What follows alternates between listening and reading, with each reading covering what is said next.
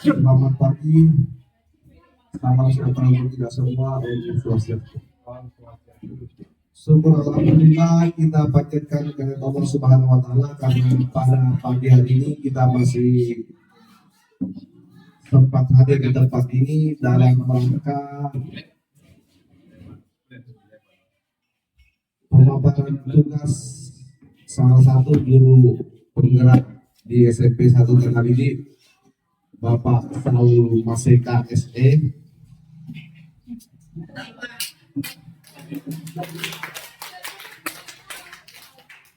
Kepada untuk mempersingkat waktu kepada Bapak Saul Maseka SE kami persilakan dengan hormat.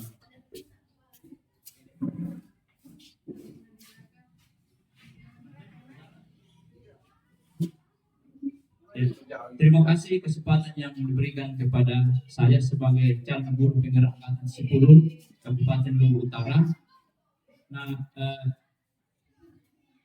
pertama-tama saya mengucapkan terima kasih buat kita semua yang meluangkan waktunya untuk boleh bersama-sama dalam melihat apa yang saya sampaikan nantinya tentang menyebarkan pemahaman dan penerapan pengalaman budaya positif. Bapak Ibu yang saya hormati, ya, sebelum saya memaparkan ini, saya ingin mencoba kembali tentang materi-materi yang sudah kami pelajari di calon guru penggerak angkatan 10 Kabupaten Luwu Utara. Yang pertama itu dari modul 11 tentang refleksi filosofi Ki Hajar Dewantara. Yang kedua modul 1.2 nilai dan peran guru penggerak. Kemudian modul 1.3 tentang visi guru penggerak.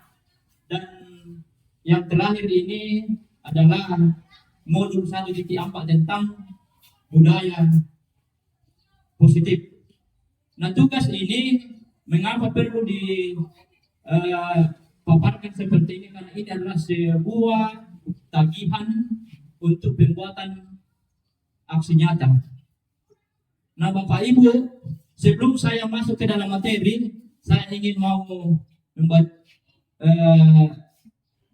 membacakan sebuah pantun. Burung Rajawati bentangkan sayapnya, mencari mangsa seorang diri. Kita melangkah ke materi selanjutnya, yaitu menyebarkan pemahaman dan penerapan pengalaman budaya positif. Nah, topik utama budaya positif Bapak Ibu ada 6 yang saya akan sampaikan nanti ini. Yang pertama adalah tentang perubahan paradigma belajar. Yang kedua itu adalah disiplin positif. Yang ketiga kebutuhan dasar manusia. Yang keempat motivasi perilaku manusia. Yang kelima restitusi posisi kontrol guru. Yang keenam keyakinan kelas. Dan yang ketujuh adalah segitiga restitusi. Nah, Bapak Ibu, tujuan pendidikan menurut Ki Hajar Dewantara, tujuan pendidikan adalah menuntun segala kodrat yang ada pada anak-anak agar mereka dapat mencapai keselamatan dan kebahagiaan yang setinggi-tingginya, baik sebagai manusia maupun sebagai anggota masyarakat. Nah, Bapak Ibu, ya memang kita sebagai guru di sini bahwa kita dituntut untuk mau melihat kodrat alam dan kodrat samanya siswa. Kemudian budaya positif, apa itu budaya positif? Budaya positif di sekolah yaitu nilai dan kebiasaan di sekolah yang berpihak pada murid agar mereka dapat berkembang menjadi pribadi yang kritis, penuh hormat dan bertanggung jawab sesuai dengan profil pelajar Pancasila. Nah, yang pertama tadi adalah tentang perubahan paradigma belajar. Nah, dalam membangun budaya positif sekolah dapat menyediakan lingkungan yang positif, aman, dan nyaman agar siswa mampu berpikir, bertindak, dan menciptakan dengan merdeka, belajar, mandiri, dan bertanggung jawab. Nah, Bapak Ibu, cobalah buka. Anda adalah A. Ya, ini sebuah contoh ya. Anda adalah sebuah A. tugas Anda adalah mengepakan salah satu tangan Anda. Coba Anda bayangkan bahwa Anda menyimpan sesuatu yang sangat berharga di dalam telapak tangan Anda. Nah, Anda perlu menjaga benda tersebut sekuat tenaga Anda karena begitu pentingnya untuk kehidupan Anda. Nah, tugas B, yaitu rekan Anda adalah mencoba dengan segala cara untuk membuka kepala tangan Anda. Teman Anda boleh membujuk, menghardik, boleh mengintimidasi, memarahi, menggoda, menggelitik, bahkan menawari Anda uang agar dapat bersedia membuka kepala tangan Anda. Nah, Bapak Ibu, kita melihat di slide sini tentang perubahan paradigma teori kontrol atau ilusi kontrol menurut Dr. William Glasser, bahwa mengkonsepsi tentang teori kontrol ada 4. Yang pertama adalah teori kontrol menurut Dr. William Glasser. Yang pertama adalah ilusi guru mengontrol murid. Nah, ini yang pertama, Bapak Ibu, pada dasarnya kita tidak dapat memaksa murid untuk berbuat sesuatu. Jikalau murid tersebut memilih untuk tidak melakukannya, walaupun tampaknya guru sedang mengontrol perilaku murid. Hal demikian terjadi karena murid sedang mengizinkan dirinya dikontrol. Nah, saat ini bentuk kodrat guru menjadi kebutuhan dasar yang dipilih murid tersebut. Nah, teori kontrol menyatakan bahwa semua perilaku memiliki sebuah tujuan, bahkan terhadap perilaku yang tidak disukai. Nah, teori yang kedua, ilusi bahwa semua penguatan positif efektif dan bermanfaat. Penguatan positif atau bujukan adalah bentuk-bentuk kontrol. Segala usaha untuk mempengaruhi murid agar mengulangi suatu perilaku tertentu adalah suatu usaha untuk mengontrol murid tersebut. Nah, dalam jangka waktu tertentu, kemungkinan murid tersebut akan menyadarinya dan mencoba untuk menolak bujukan kita, atau bisa jadi murid tersebut menjadi tergantung pada pendapat sang guru untuk berusaha. Nah, yang ketiga, ilusi bahwa kritik dan membuat orang merasa bersalah dapat menguatkan karakter. Nah, Bapak Ibu, menggunakan kritik dan rasa bersalah untuk mengontrol murid menuju pada identitas gagal. Mereka belajar untuk merasa buruk tentang diri mereka. Mereka mengembangkan dialog diri yang negatif. Kadang kala sulit bagi guru untuk mengidentifikasi bahwa mereka sedang melakukan perilaku ini, karena sering guru cukup menggunakan suara halus untuk menyampaikan pesan negatif. Nah, yang keempat, bahwa ilusi bahwa orang dewasa memiliki hak untuk memaksa. Banyak orang dewasa yang percaya bahwa mereka memiliki tanggung jawab untuk murid-murid berbuat hal-hal tertentu, apapun yang dilakukan dapat diterima selama ada sebuah kemajuan berdasarkan sebuah pengukuran kinerja. Pada saat itu pula orang dewasa akan menyadari bahwa perilaku memaksa tidak akan efektif untuk jangka waktu panjang dan sebuah hubungan permusuhan akan terbentuk. Nah, Bapak Ibu, bagaimana seorang bisa merubah dari paradigma stimulus respon kepada pendekatan teori kontrol menurut Stephen Covey, stimulus respon dan teori kontrol? Bapak Ibu, kalau kita melihat di slide bahwa realitas kebutuhan kita sama. Nah, kalau teori kontrolnya, realitas kebutuhan kita berbeda. Semua orang melihat hal yang sama. Setiap orang memiliki gambaran berbeda. Kita mencoba mengubah orang agar berpandangan sama dengan kita. Nah, kita berusaha memahami pandangan orang lain tentang dunia. Perilaku buruk dilihat sebagai suatu kesalahan, dan semua perilaku memiliki sebuah tujuan. Orang lain bisa mengontrol saya, Anda tidak mengontrol orang lain. Profil pelajar Pancasila yang pertama beriman bertakwa kepada Tuhan yang Maha Esa dan berakhlak mulia, mandiri, bernalar kritis, berkebinekaan global, bergotong royong, dan kreatif. Nah, yang ketiga Bapak Ibu tentang kebutuhan dasar manusia. Nah, kebutuhan dasar manusia adalah segala sesuatu yang kita lakukan untuk mendapatkan apa yang kita inginkan. Seluruh tindakan yang kita lakukan memiliki tujuan tertentu, dan semua hal baik yang kita lakukan dalam rangka memenuhi kebutuhan dasar kita dengan baik.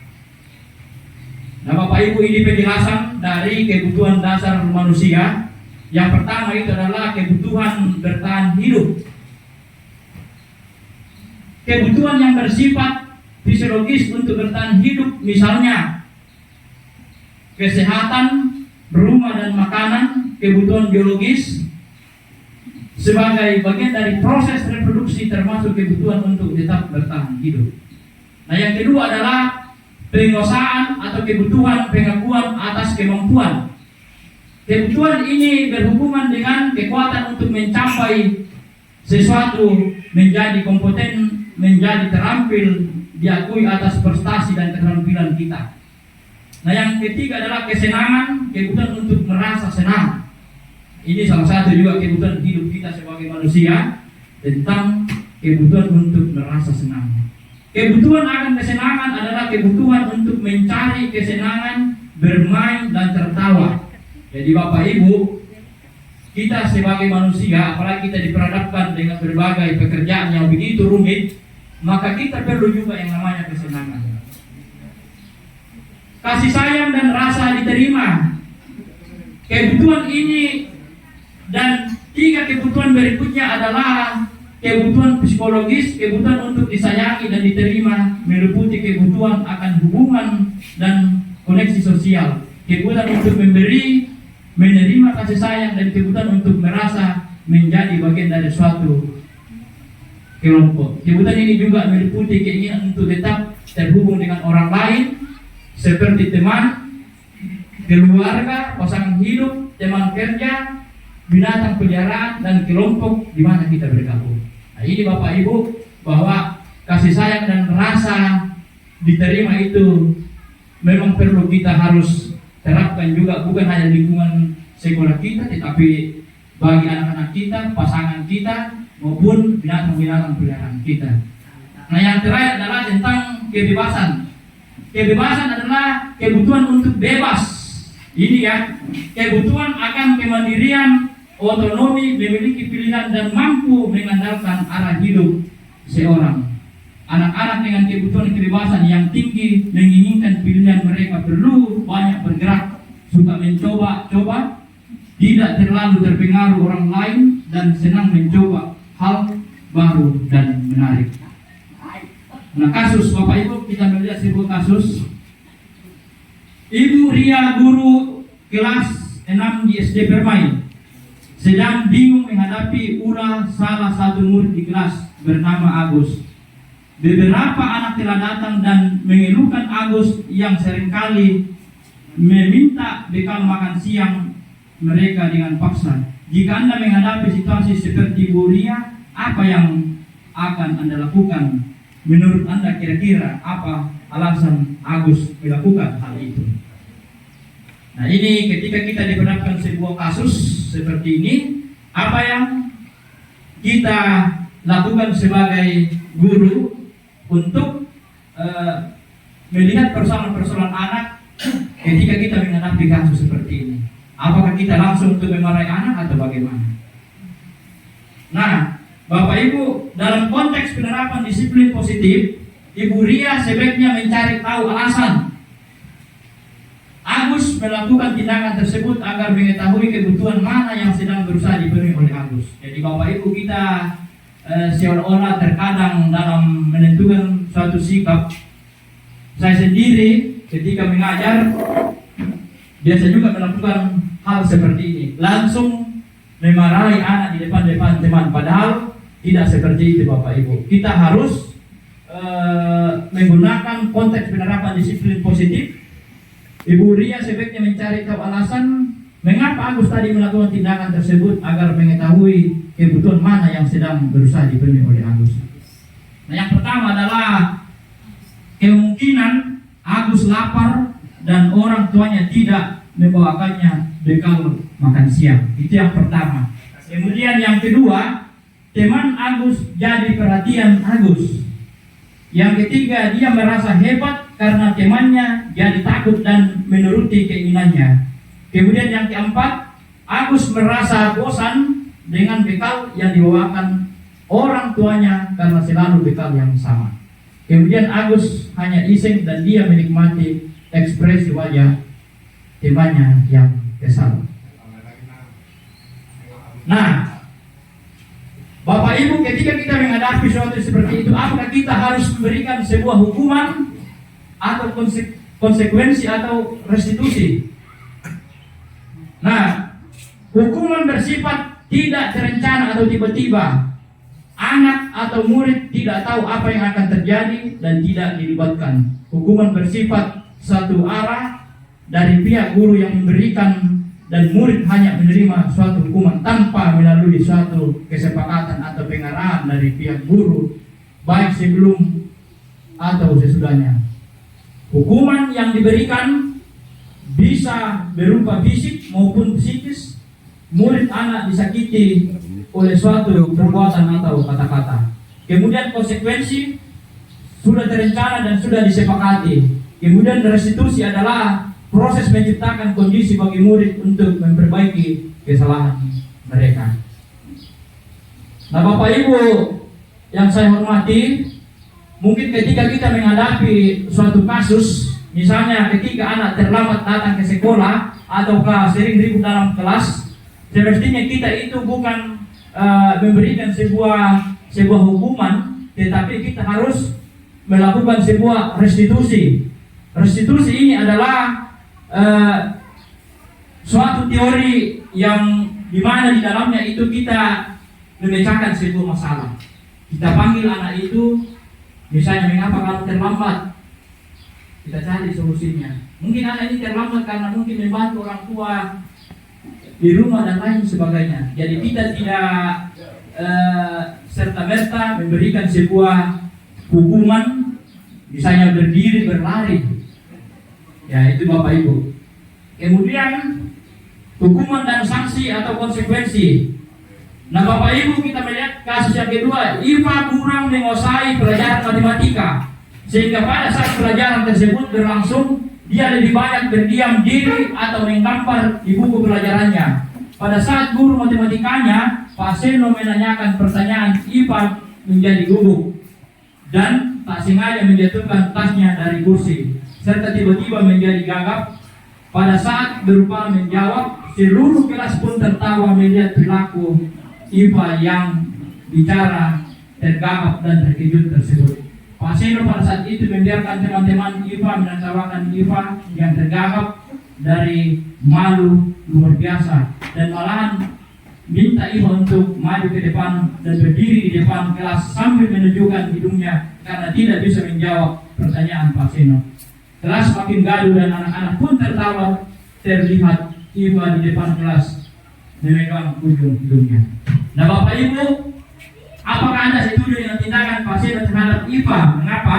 Kemudian yang kedua, menurut Anda tindakan Pak Seno terhadap IPA adalah sebuah hukuman atau konsekuensi? Ya, mungkin Bapak Ibu bisa memberikan sebuah masukan terkait kasus di atas. Mungkin pertama dari teman saya,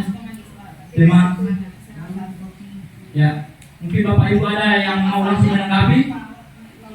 Kalau saya tidak setuju. Ya, Bu Emma. Tidak setuju. Ya, kalau menurut saya apa yang dilakukan Pak Seno itu tidak wajar ya, jadi saya tidak setuju. Kemudian apakah Pak Seno itu bukan konsekuensi tapi hukuman? Jadi seharusnya anak-anak tidak perlu dihukum. Saya kira seperti itu. Jadi saya tidak setuju dengan perbuatannya Pak Seno terhadap siswa. Kenapa? kita semua siswa itu memang suka dengan pelajaran semua yang diajarkan. Ada yang suka seni, ada suka olahraga, dan ada suka sains. Kira-kira seperti itu. Iya, terima kasih Bu, sangat bagus dari jawaban Ibu. Apakah Anda setuju dengan tindakan Pak Seno? Ya, ini kita tidak setuju ya, memberikan sebuah hukuman karena kita tahu bahwa mungkin setiap anak itu berbeda-beda ya, ya berbeda latar belakangnya untuk menerima mata pelajaran. Nah ini Bapak Ibu, identitas gagal, hukuman, kemudian identitas sukses, disiplin, konsekuensi, dan restitusi. Nah Bapak Ibu, yang keempat, teori motivasi perilaku manusia. Nah ini yang pertama, untuk menghindari ketidaknyamanan hukuman, apa yang akan terjadi apabila saya tidak melakukannya. Nah, ini motivasi eksternal. Kemudian yang kedua, untuk mendapatkan imbalan dari orang lain, institusi, apa yang akan saya dapatkan apabila saya melakukannya. Ya, ada sebuah motivasi eksternal. Nah ini salah satu yang terpenting adalah motivasi internal atau intrinsik atau dari dalam diri kita sendiri. Untuk menghargai diri sendiri, saya akan menjadi orang yang seperti apa bila saya melakukannya. Nah, ini tujuan disiplin positif yang timbul dari kesadaran kita sendiri, Bapak Ibu. Nah, mari berlatih Bapak Ibu. Kita melihat ke slide. Mari berlatih hukuman atau konsekuensi tindakan guru. Kalau yang pertama, mencatat 100 kali di dalam buku kalimat, saya tidak akan terlambat lagi karena terlambat ke sekolah. Apakah itu sebuah hukuman atau sebuah konsekuensi? Konsekuensi ya. Lari mengelilingi lapangan basket 2 kali karena terlambat hadir di sekolah. Hukuman. Iya, hukuman. Kemudian membersihkan coretan yang dibuatnya di meja tulis. Konsekuensi. Konsekuensi itu. Apakah konsekuensi atau hukuman? Hukuman. Hukuman semua itu. Ya, konsekuensi itu ya. Ya. Ya. Kemudian murid diminta untuk push up 15 kali karena tidak menggunakan masker ke sekolah. Hukuman. Menggantikan kertas tugas teman yang telah dicoret. Ya, konsekuensi itu. Konsekuensi. Nah, Bapak Ibu, ketika kita sudah memahami tentang memberikan sebuah hukuman, konsekuensi, nah kita sebagai guru ya semestinya memang tidak harus memberikan sebuah hukuman ya ketika anak-anak melanggar, tapi kita harus memberikan sebuah konsekuensi. Nah, yang kelima adalah restitusi posisi kontrol guru. Nah ini Bapak Ibu sangat penting, kita sebagai pendidik guru memiliki sebuah posisi kontrol guru. Ada 5 ya. Yang pertama penghukum, yang kedua pembuat merasa bersalah, yang ketiga teman, yang keempat teman, pemantau, yang kelima adalah manajer. Nah ini posisi kontrol guru Bapak Ibu, pernyataan siapa yang mengatakan saya kecewa sekali dengan kamu, membuat orang merasa bersalah, kamu tidak pernah benar melakukannya. Penghukum, ayolah lakukan demi Bapak Ibu. Teman, apakah kamu mau mendapatkan stiker bintang hari ini? Pemantau, bagaimana kamu bisa menyelesaikan masalah ini? Manajer, kamu selalu yang paling terakhir. Penghukum. Jadi sekali lagi Bapak Ibu, yang kami pelajari di materi ini bahwa semestinya kita guru itu sekali lagi tidak memberikan sebuah hukuman kepada siswa, tetapi sebuah konsekuensi. Itu ya. Terkadang apa yang kita pelajari sebuah teori di sini bertentangan apa yang kita praktekkan di lapangan. Jadi mulai Bapak Ibu, marilah kita mengoreksi diri kita dari pelan-pelan untuk mau memperbaiki posisi kita sebagai guru. Nah, yang pertama penghukum, ada penjelasannya di sini Bapak Ibu. Guru percaya bahwa cara dia yang terbaik. Guru menggunakan hukuman fisik maupun verbal seperti kamu salah terus, selalu pasti kamu yang terakhir, patuhi aturannya ya, awas kalau salah. Itu penghukum. Kemudian posisi kontrol yang kedua, rasa pembuat rasa bersalah. Guru menggunakan intonasi yang lebih rendah dan lemah lembut atau mungkin keheningan untuk membuat situasi yang tidak nyaman. Guru menggunakan kalimat agar murid merasa bersalah atau kasihan pada guru seperti, "Ibu sangat kecewa kepada kamu. Berapa kali ya Bapak harus memberitahu kamu. Bagaimana kalau orang tuamu tahu atas kesalahan?" Ya, ini posisi guru tentang membuat rasa bersalah. Jadi anak-anak itu ketika kita melontarkan kalimat-kalimat seperti ini, dia akan timbul dalam pikiran mereka bahwa apa yang saya lakukan selama ini ternyata salah. Nah, kemudian posisi kontrol yang ketiga, teman. Nah, kita juga sebagai guru Bapak Ibu harus memposisikan juga diri sebagai teman kepada siswa. Jangan siswa itu atau murid itu takut kepada kita, tetapi kita perlakukan dia sebagai teman. Tetapi sebagai teman itu ada batas-batasannya. Kemudian guru menggunakan kalimat persuasif dan intonasi nada suara ramah untuk mengontrol murid. Guru menggunakan humor dan mempunyai hubungan baik dengan murid. Menggunakan kalimat yang positif dan jenaka seperti, "Ayo belajarlah demi Bapak. Ya sudah kali ini tidak apa-apa, Ibu maafkan dan bantu bereskan." Ya, itu. Kemudian posisi kontrol guru pemantau.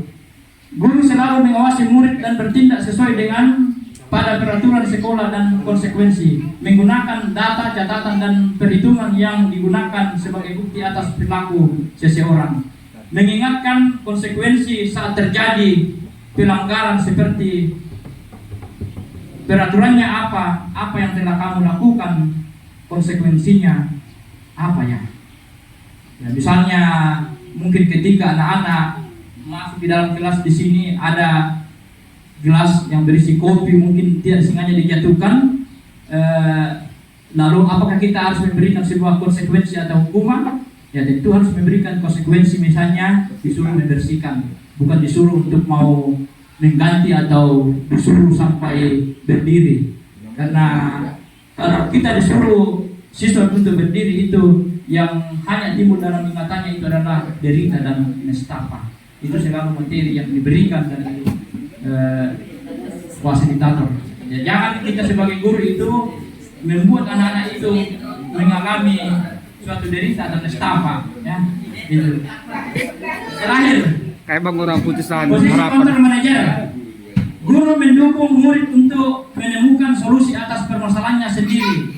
Guru mempersilahkan murid mempertanggungjawabkan perilakunya. Guru mendukung murid untuk merdeka, mandiri, dan bertanggung jawab. Menggunakan restitusi untuk mengajak murid menganalisis keadaan untuk memperbaiki kesalahannya dengan kalimat seperti, "Apa yang kita yakini, apa rencana kamu untuk memperbaiki ini?"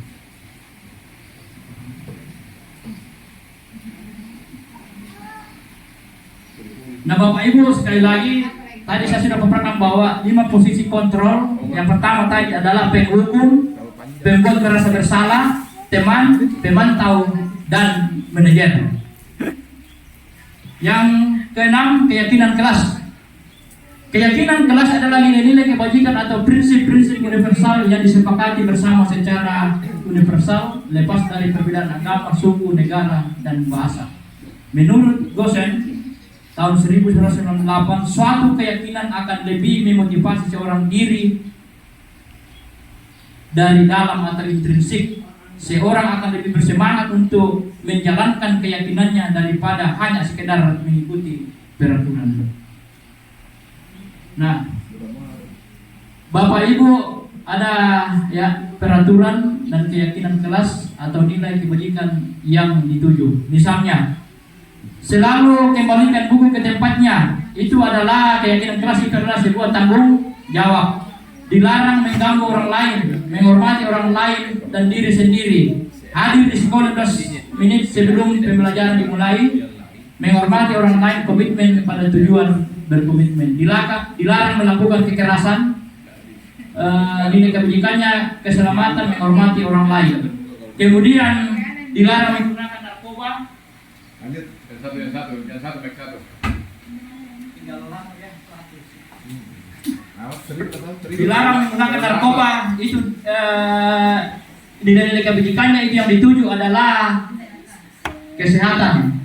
Bergantian atau menunggu giliran, nilai kebajikan yaitu menghormati orang lain, kesabaran. Gunakan masker, nilai kebajikannya kesehatan dan keselamatan. Jangan berlari di kelas atau koridor, keselamatan atau keamanan.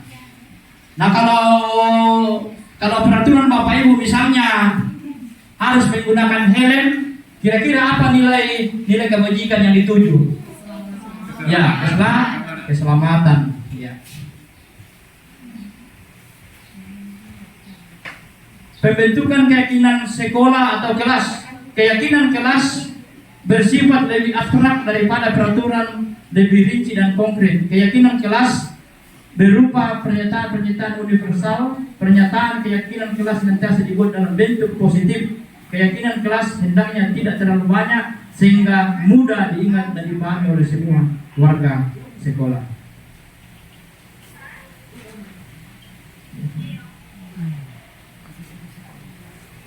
Nah, Bapak Ibu, kita melihat yang mana yang merupakan keyakinan kelas.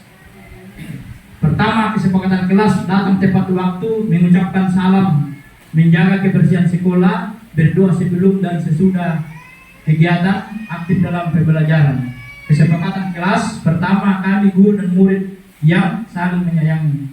Kami murid yang semangat belajar, kami murid yang peduli dengan teman-teman. Nah, yang terakhir, ya ini Bapak Ibu, terakhir tadi ya, ini yang segitiga institusi.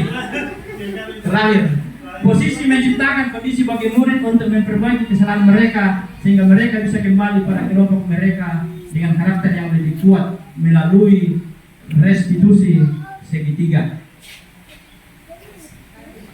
Nah, ini Bapak Ibu segitiga restitusi. Yang pertama itu menstabilkan identitas, validasi tindakan yang salah, dan menanyakan keyakinan. Ini terakhir Bapak Ibu dalam budaya-budaya positif. Nah, yang pertama menstabilkan identitas. Kalau kita ingin menjadi reflektif, maka kita harus meyakinkan si anak dengan cara mengatakan kalimat-kalimat seperti ini Bapak Ibu. Yang pertama, berbuat salah itu tidak apa-apa. Iya. Yang penting jangan diulang-ulang terus. Itu ya. Tidak ada manusia yang sempurna.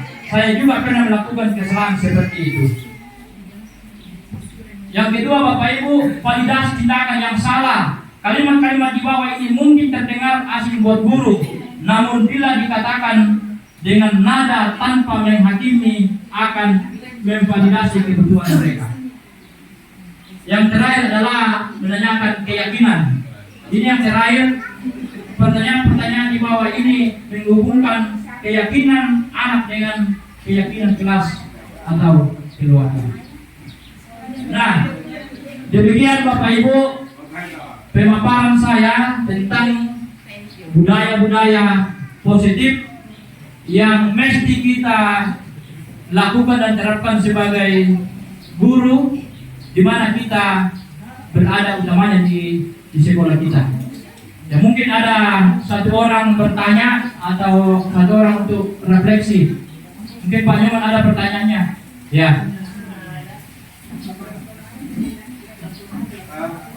Terima kasih banyak atas kesempatan yang diberikan kepada saya. Assalamualaikum warahmatullahi wabarakatuh dan selamat pagi. Nah, setelah melihat pemaparan yang Bapak lakukan, saya menyimak ada 3 poin penting yang Bapak paparkan, yaitu tentang hukuman, konsekuensi, dan restitusi. Nah, apabila kita dalam menjalankan tugas kita sebagai tenaga pendidik menjumpai misalnya katakanlah pelanggaran yang terjadi dilakukan oleh peserta didik kita, misalnya sering terlambat, bukan cuma 1 kali dan sering-sering, dan sudah kita lakukan teguran, nasihat, bahkan sampai ancaman, dan masih dilakukan. Apabila kita menjumpai hal seperti ini, apa yang harus kita lakukan? memberikan hukuman kah, konsekuensi atau restitusi? Terima kasih banyak. Ya, terima kasih pertanyaan dari teman rekan guru Pak Nyoman tentang bagaimana kasus ketika anak-anak sering terlambat. Sekali lagi ya Bapak Ibu, yang kami pelajari itu bahwa ketika kita menghadapi kasus seperti itu, yang jelas kita harus menghindari sebuah hukuman ya. Kita harus memberikan sebuah konsekuensi.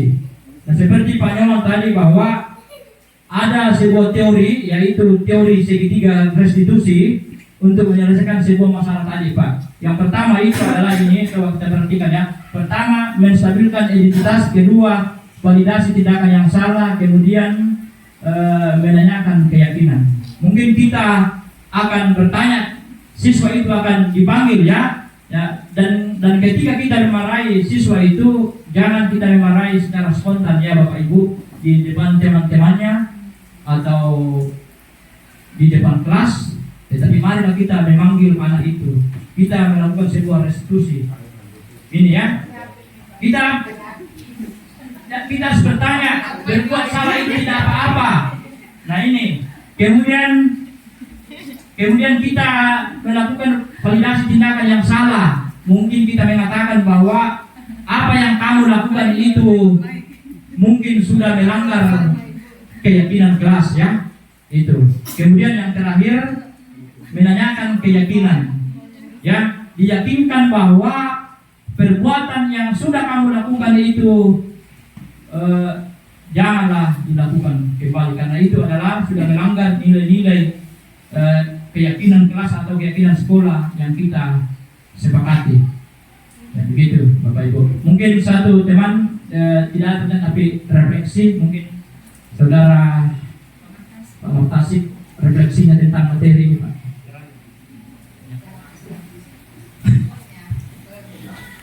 Terima kasih atas kesempatan pemaparan. Saya sangat bersyukur bahwa ternyata di kelas kita, di sekolah kita ada bibit baru sebagai guru penggeraknya ya Pak. Nanti kita sekaitan dengan materi yang telah dipaparkan, ada satu hal yang sangat mendasar dan sangat prinsip yang perlu saya utarakan, yakni bahwa dalam proses belajar mengajar itu perlu adanya sebuah kesepakatan yang nantinya akan memunculkan dua hal yang prinsip, yakni akan menimbulkan apakah itu jenis hukuman atau apakah itu jenis konsekuensi. Kalau menurut pemaparan tadi, saya dapat menyimpulkan bahwa hukuman itu mungkin dia sifatnya hasil pertemuan dalam satu satuan pendidikan. Sementara konsekuensi adalah sebuah kesepakatan yang dilakukan oleh guru bersama siswa ketika melakukan proses belajar mengajar. Jadi itu hanya pendapat saya, tanggapan saya sekaitan dengan apa yang telah dipaparkan oleh pemateri. Terima kasih. Ya, terima kasih Pak refleksi dari Bapak Muhammad Tasik. Demikian Bapak Ibu pemaparan saya ini tentang menyebarkan pemahaman dan penerapan budaya positif. Mungkin saya menyampaikan dan memaparkan materi ini mungkin kurang begitu rinci, tetapi itu mohon maaf dimaklumi karena tidak ada seseorang itu yang tidak ada kekurangannya. Ya, demikian Bapak Ibu, terima kasih. Selamat siang. Assalamualaikum warahmatullahi wabarakatuh.